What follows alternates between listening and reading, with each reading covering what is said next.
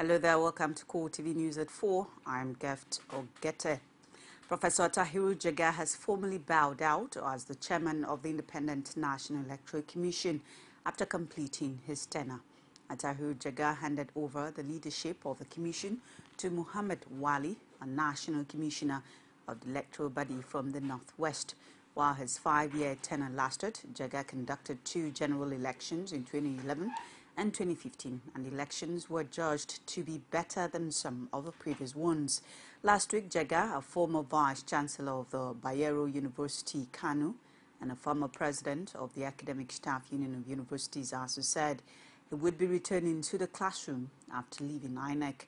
The tenure of the new acting chairman will end on August 11, 2015, over as acting chairman of the commission. In what appears to be a last-minute rush for June 30 deadline of bank verification number, banks in Lagos are struggling to manage the mammoth crowd thronging them with as customers jostle to obtain their verification number. Not many of them are pleased with the development, as they blame the low awareness created by the financial sector of the economy. Although the policy by the Apex Bank was launched February 2014, June 30th, 2015 has been fixed as deadline. According to them, a majority may be denied the opportunity of being registered. They urge the central bank for an extension of the exercise for benefit of all. Meanwhile, the CBN has extended the bank verification number to November 2015 to allow for more registration.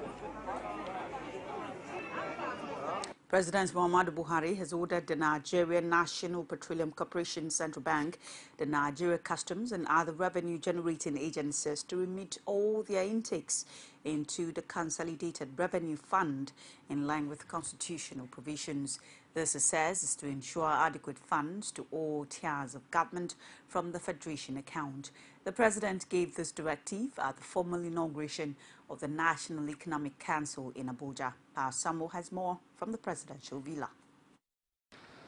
Exactly 1 month after inauguration, President Buhari is set to get down to business. He has inaugurated his National Economic Council, comprising the 36 state governors and led by the Vice President, Yemi Osinbajo. The President also used the opportunity to send a clear message to government agencies that it will no longer be business as usual. Revenue-generating agencies such as the Nigerian National Petroleum Corporation, Nigerian Customs Services, Federal Inland Revenue Services, Nigerian Ports Authority, Central Bank of Nigeria, Nigerian Maritime Administration and Safety Agency, and Liquefied Natural Gas, among others, shall comply with stipulated financial regulations and administrative instructions in their remittances into the Consolidated Revenue Fund. He also used the opportunity to give an insight into the outcome of the meeting with the G7 on the security challenge in the Northeast. On insurgency, the Nigerian Armed Forces have shown renewed commitment and made steady progress in the fight against Boko Haram. Nigeria, under the auspices of the Lake Chad Basin Commission and the Republic of Benin, is collaborating with the Republic of Niger, Chad, Cameroon, and Benin to consolidate cross-border and international efforts at eradicating the insurgency. After the inauguration, members of the Economic Council went into a closed-door meeting. They came out with a revelation that a 4-man committee has been set up to check the NNPC books to determine how much was not remitted to the Federation account. The 4-man committee, one of them is CIO, 2 of them, that the governor of Edo State, the governor of Akwa Ibom, the governor of Gombe State, and Malam Nasur Erufai. They are members of that committee who check the books of NNPC, more especially on the issue of excess crude and what is not reported to the Federation account. 8.1 trillion naira. What accrues, what NNPC paid to the Federation account between 2012 all through to 2015, end of May, was 4.3 trillion naira, and NNPC withheld and spent 3.5 trillion naira. Now, the major revelation here for me is that the entire federation, that is the federal government and all the state government and all the 774 local government, the amount the NNPC paid to the federation account for distribution to these 3 tiers of government came to 4.3. And NNPC alone took and spent 3.5 trillion naira. Now, which means NNPC, the cost of running NNPC is even much more than the cost of running the federal government. Aside from NNPC, a number of government agencies are not known to remit all of their revenues to the consolidation accounts. But with the cash crunch and the inability of many of the states to meet their obligation, the Economic Council is keen on paying more attention to remittances from revenue-generating federal government agencies. Pius Samuel, Core TV News, Abuja. Okay. Give way, please. Now to the power sector, where President Muhammadu Buhari has promised that his administration will give the highest possible priority to the rapid improvement of power supply across the country. According to a statement by his special advisor on media and publicity, Femi Adesina, the president spoke while granting audience to officials of CGGC, Chinese construction company working on the Mambila power project. Additionally quoted the president as saying that it was regrettable that power generation in Nigeria had failed to keep pace with national needs over the years. To salvage the situation, the president said his administration would ensure that the Mambila project and other unfinished hydropower projects in the country are completed as fast as possible to boost power supply in the country. Managing Director of CGGC, Zhang Heng, who led his company's delegation, told the president that work on the Mambila project was being delayed by the failure of previous administrations to provide counterpart funding specified in the agreement with the Chinese government. The CGGC delegation was accompanied to the presidential villa by Governor Abdulaziz Yari of Zamfara State. President Muhammadu Buhari has restored the accreditation of Duchess Wales State House correspondent Ubale Musa, which was withdrawn in the last days of the Jonathan administration. Presidential spokesman Femi Adesina presented the reissued press pass to the correspondent at the presidential villa on the orders of the president. He explained that the reporter's reaccreditation as a State House correspondent was in keeping with President Buhari's commitment to correcting the wrongs of the past. Civil rights activists have hailed the federal government's decision to dissolve the board of the Nigerian National Petroleum Corporation, and they urge President Muhammadu Buhari to appoint a minister for petroleum resources as soon as possible, as well as name ministers as members of the NNPC board. The Civil Society Legislative Advocacy Center, CHISLAC, said at a news conference in Abuja that the decision to dissolve the NNPC board was long overdue. The group claimed that the dissolved board, monumental frauds, including fuel subsidy scam, non-remittance of monies due to the Federation account, and controversial crude oil swap contracts. CHISLAC also alleged NNPC and its subsidiary, DBR, were the major brick wall in the implementation of the NAT process in Nigeria, especially on matters of remediation and implementation of recommendation of independent auditors. It consequently wants President Buhari to restructure and overhaul the NNPC, as well as the entire extraction, resources and revenue managing architecture of the nation. A civil rights group, Civil Society Legislative Advocacy Center, wants the Buhari administration to immediately implement the cost-cutting measures proposed by a committee headed by former head of service Steve Oronsaye. According to the group, as a result of the need to reduce the cost of governance. Speaking at a one-day policy dialogue session in Abuja, the executive director of the group, Huwal Musa, argued that no nation can develop in an atmosphere. We think that it is high time that Nigerian government reduce the cost of running, government, because we notice that some of the costs associated with running of government are either waste or duplication, or sometimes outrightly being stolen, by some, people who don't have the interests of this country. So instead of continuing to waste and duplicate and also steal these resources, it could be channeled to other economic sectors so that we could actually help to create jobs and diversify the economy.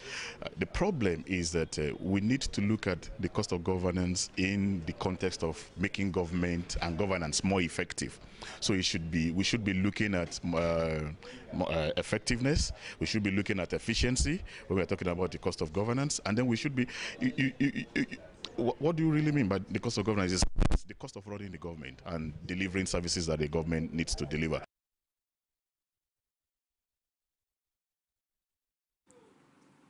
On the 29th of May, when the government of President Muhammadu Buhari was inaugurated, Nigerians expected that the government will hit the ground running. But a month after, diverse opinions have continued to greet the approach of the president towards governance. While some point that the government is too slow in grappling with the reality of governance, some others say President Buhari is no doubt taking his time. Rashid, in this interview with a public analyst and a serving senator, reports that the field bounced the government of Buhari 1 month after. On the 29th of May, Nigeria and Nigerians welcome a new dawn in the annals of Nigeria's history. It is indeed the first time the opposition party defeated the incumbent. The man Muhammadu Buhari also became president at the fourth time of asking. All this led many Nigerians to have high expectations of the new government. But 1 month after the historic inauguration, Nigerians bore their minds on the pace of governance. A public affairs analyst says the Buhari government is expected to hit the ground running, but for Fatimat Rajirasaki, a PDP senator, President Buhari and the APC are still battling with the reality of being the government in power. People are worried. I'm equally worried too, because from his campaign promises, he indicated he's going to hit the ground running. They've forgotten that they are now at the center. They are now the majority party, but they are still behaving as an opposition party. It hasn't gotten to their head yet. Making reference to the crisis rocking the National Assembly, Ogumala opines that this will cause further delay for President Buhari in addressing salient national issues. Rajirasaki, however, disagrees, saying the president is not even set to present his ministerial list. Look at the list sent from the party for the principal members of the House, the way they threw it out. So they can tear anything from ministerial into shreds too. If you find out deep down, he is not 100% ready with his list also. Because if he's ready, he will have written to the House. But there's no letter to that effect. And taking a general assessment, Ogumala submits that the Buhari administration has done nothing really special in the eyes of ordinary Nigerians in the past 1 month. We have been queuing for petrol before he came. We are still queuing. You know? So, and there's nothing really that the average Nigerian can say has happened. You know, we're only hopeful. That's the Nigerian, the average, the common man only has a hope. As Nigerians continue to hope that the government effects change in days to come, it is, however, a known fact that out of the 4-year tenure of President Muhammadu Buhari, a month is actually gone. Rashid, or TV News, Ado Ekiti. The Speaker of the House of Representatives, Yakubu Dogara, has challenged the former interim chairman of the All Progressives Congress, BC Akonde, to name the oil barons he claimed sponsored his election on June 9. The former Osun State governor had alleged that oil subsidy thieves and others who were out to subvert the course of justice bankrolled the election of Bukola Saraki and Dogara. But speaking through his spokesman, Tukari Hassan, Speaker Dogara said he expected Akonde, as an elder statesman, to play a fatherly role at a period of disputes rather than attacking his person. He maintained that the allegations existed only in Akonde's imagination, adding that he won his election based on the support of his colleagues, his competence and capacity, will preside over the House as the Speaker. The Speaker also recalled that the first investigative motion passed by the House after his election was to probe the alleged crude oil swap contract awarded by the Nigerian National Petroleum Corporation. He wondered how he would have backed the probe of the same oil sector stakeholders if indeed they sponsored his election. It's Go TV News at 4. We'll take a break. Stay with us. Some pundits believe that as long as the political system is driven by selected few, corruption may be difficult to fight. You should be careful about what you say. I am not the only politician. Even if I've wronged anyone, it is time to forgive me. Political Arena every Sunday at 9:15 p.m. and a repeat broadcast every Tuesday at 1:30 p.m.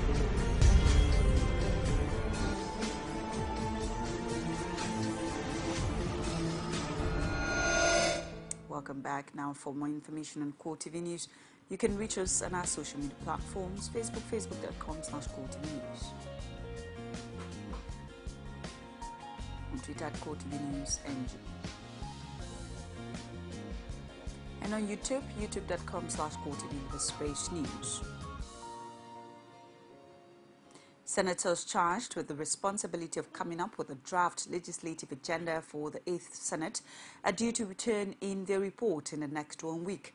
Senate Leader Ali Ndume disclosed this to journalists after his second meeting of the ad hoc committee at the National Assembly complex.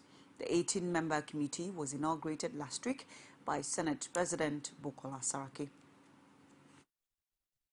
The activities of this ad hoc committee that was set up last week by the Senate President to draw up a legislative agenda for the 8th Senate. This is the second meeting. We had an inaugural meeting on the same day that we were inaugurated. And as you are aware, we have just 1 week to complete this assignment, and that is why we decided to hit the ground running immediately in order to achieve this work within the stated time frame. The details of the legislative agenda will come up when we finish the job.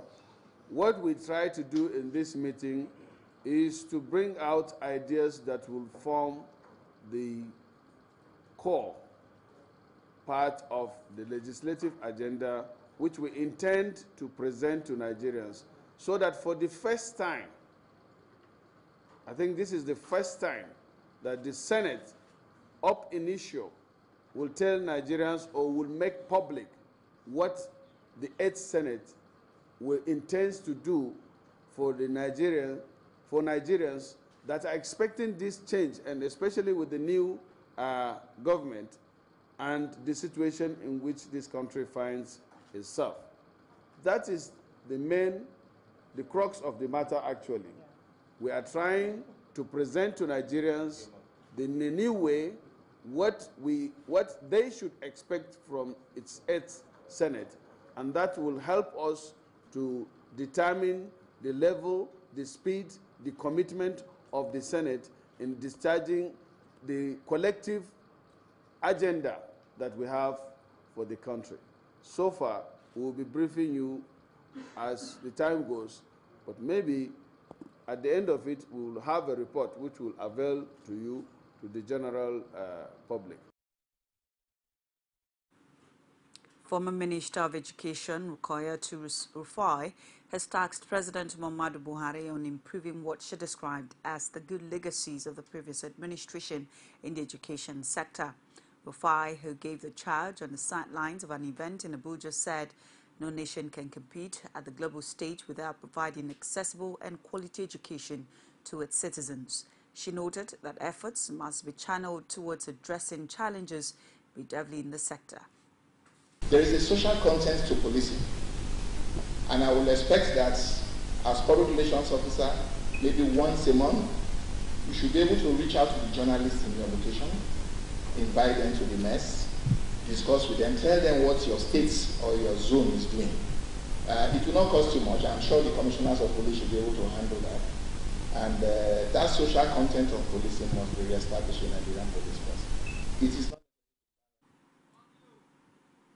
We do apologize for the mix-up there. Now we take on that story. Inspector General of Police Solomon Arase has warned the rank and file to be proactive in dealing with issues in their domain rather than being reactive. This, he explained, will go a long way in ensuring that police personnel are more relevant in their areas of operations. The Inspector General said this at a two-day workshop in Abuja for police public relations officers across the country.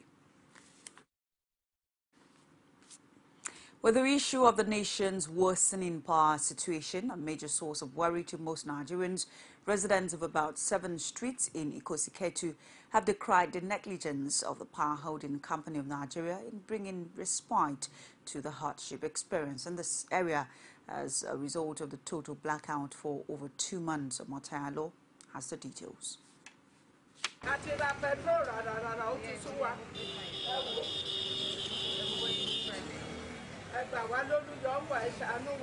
Following the significant decline in power supply witnessed across the country in the last few weeks and the untold hardship it has brought upon Nigerians, residents of Ikosi in the Ikosi-Keto Local Council Development Area have described the case of power outages witnessed in the area as a hopeless one. They explained that the transformer providing light to about 7 streets in the area was taken away under the guise of undergoing repairs, and after 2 months, the power holding company is yet to come up with any explanation on why the transformer is yet to be returned. On the 11th of May, we reported that case at Shomolu, Ikeja district, or their district office.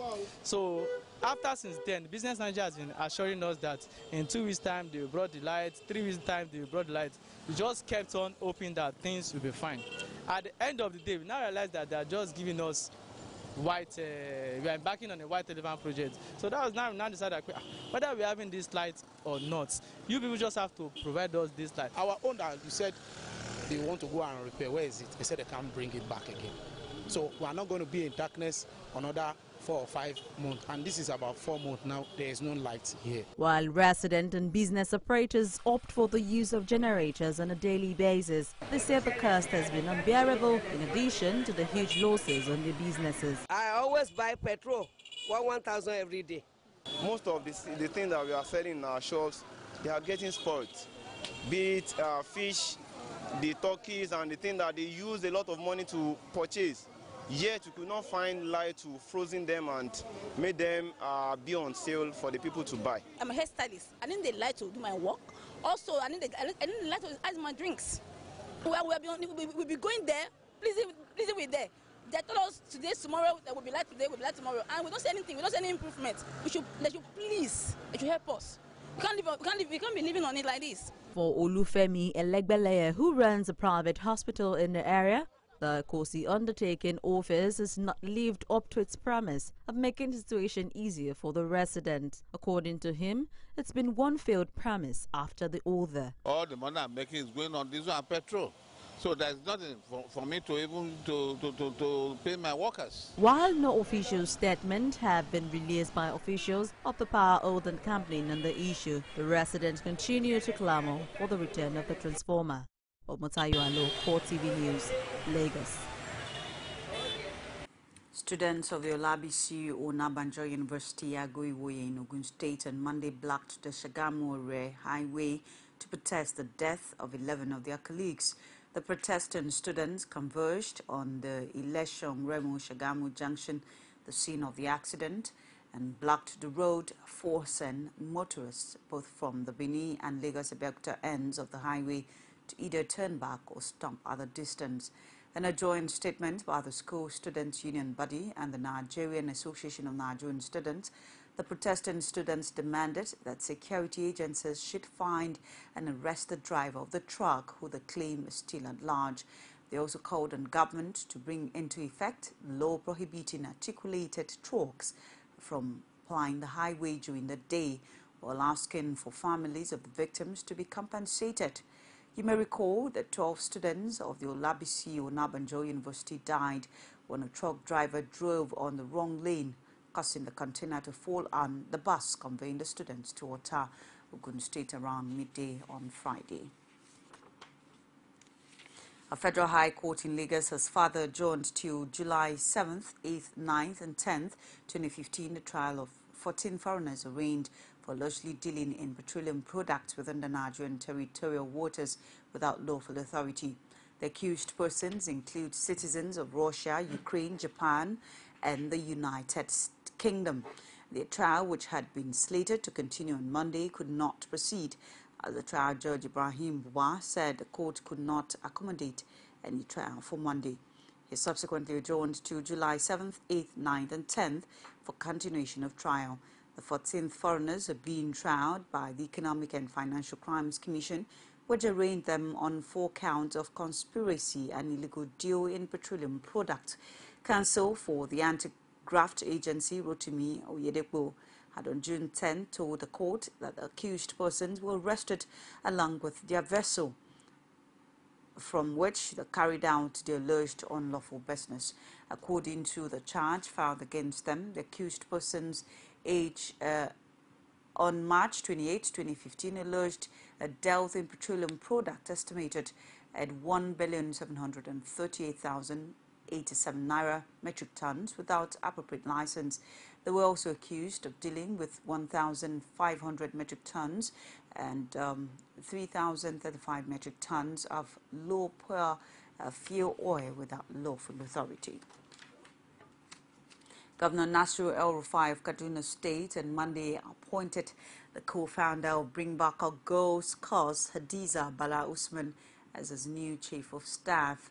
The statement by his media aide, Samuel Arwan, also indicated that the governor had appointed 2 other aides to assist in the running of the new administration.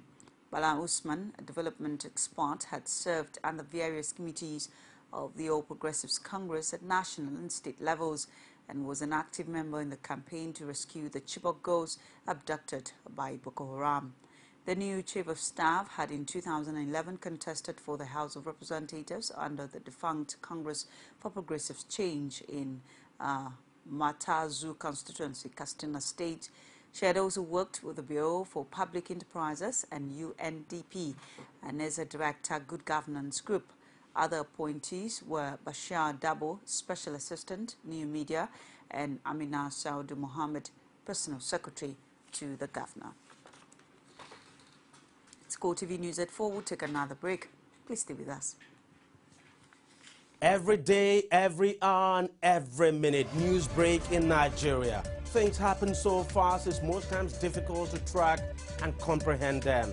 But that's what we do right here on Digit 360. 2015, would you want to come back again? It's like asking Jesus Christ if he knew he was going to die, will you want to come back as the savior of the world again? We do not just help you track the stories, we break them down, explore all the angles, analyze the issues so that you can fully comprehend the stories and use them to make the right decisions.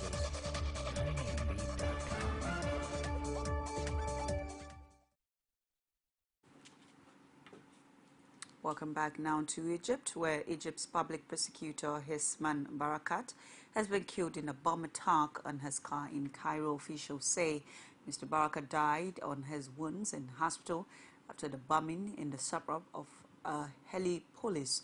He had died after undergoing critical surgery. A medical official at the hospital said Mr. Barakat had received multiple shrapnel wounds to the shoulder, chest and liver. Mr. Barakat was the most senior figure to have been targeted for assassination since a 2013 attempt on the life of the then Interior Minister. He had referred thousands of Islamists to trial since the overthrow of President Mohamed Morsi in 2013. Hundreds of Islamists had been sentenced to death or life imprisonment as part of a crackdown on supporters of the banned Muslim Brotherhood.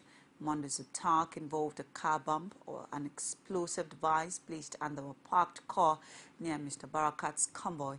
At least 3 civilians were killed, according to MENA. Witnesses said that the blast had been strong enough to scatter the windows of nearby homes. The Egyptian affiliate of the Islamic State militant group recently called for attacks on the judiciary after the hanging of 6 militants.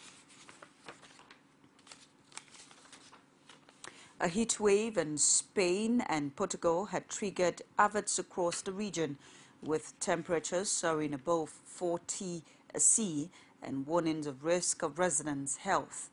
Warnings have been issued in more than 40 provinces and Spain, with a red alert for the southern city of Cordoba.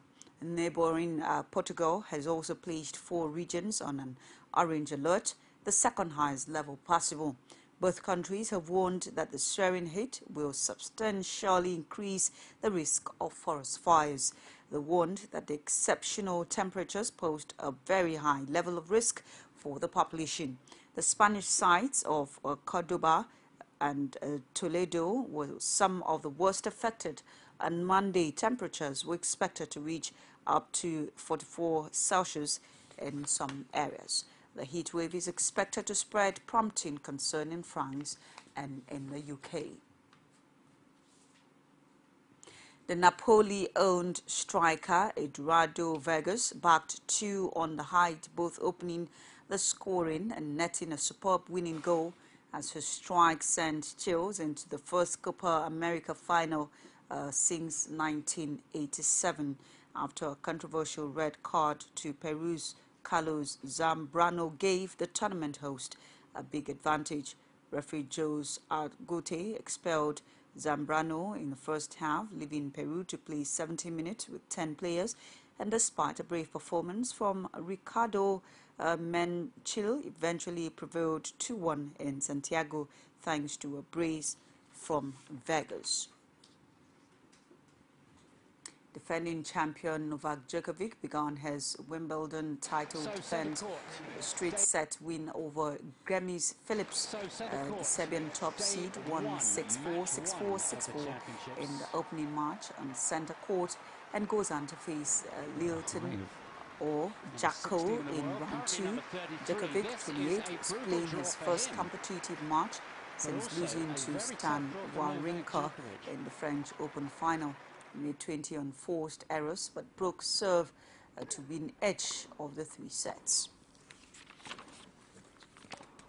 World number 1 Serena Williams overcame a minor blip against debutant Margarita to progress to the second round of Wimbledon with ease.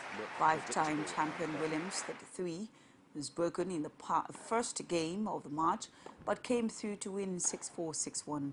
Williams, the reigning Australian and French Open champion, was not at her best, forced to have 6 break points, but ultimately had too much nose. She did good. She should be really proud, said Williams. And that's the news for this hour. Thank you so much for watching. Please join us again. I am Geft or Gete. Good evening.